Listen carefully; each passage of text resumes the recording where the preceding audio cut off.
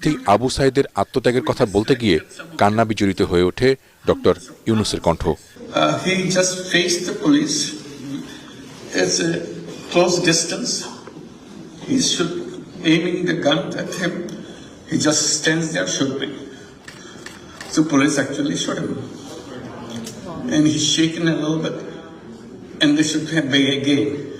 And he fell. And he died. He became a symbol for everybody. So everybody was... doctor Yunus বলেন, বাংলাদেশে এখন জাতি, ধর্ম বা রাজনৈতিক কোনো ভেদাভেদ নেই। সবাই এক দেশ, এক পরিবারের।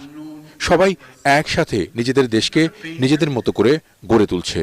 বাংলাদেশের এই রাষ্ট্র সংস্কারে বিশ্ববাসীকে পাশে থাকার আহ্বানও জানান তিনি। কেরামতুল্লাহ বিপ্লব, এটিএন বাংলা।